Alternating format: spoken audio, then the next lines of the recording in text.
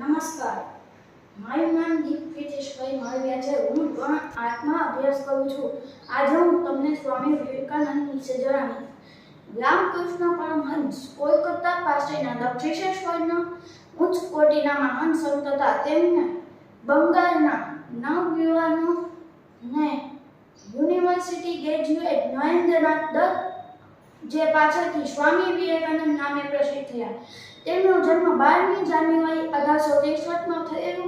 તેમના પિતાનું નામ વિશ્વનાથ દત્ત અને માતાનું નામ ભુવનેશ્વરી દત્ત હતું.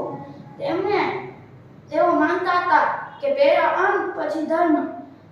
તેઓ કહેતા હતા કે ઉઠો, જાગો અને ધ્યેય પ્રાપ્તિ સુધી માંડ્યા રહો.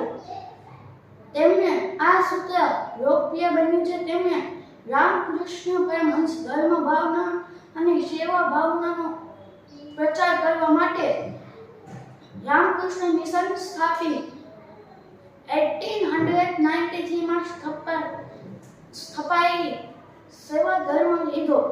તેમણે કીધું કે જે ગરીબને સહારો ના આપી શકે, જે નિરાધાર બાળકોના આંસુ ના લૂછી શકે તેવા ધર્મ કે ઈશ્વરમાં હું માનતો નથી. તેઓ કહેતા કે પહેલા અન્ન પછી ધર્મ, કે એનો કહેવાનો અર્થ છે કે પહેલા ગરીબોને અન્ન ખવડાવો, પછી ધર્મનો પ્રચાર કરો.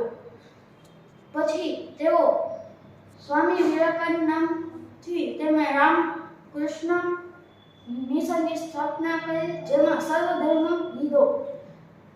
નમસ્કાર.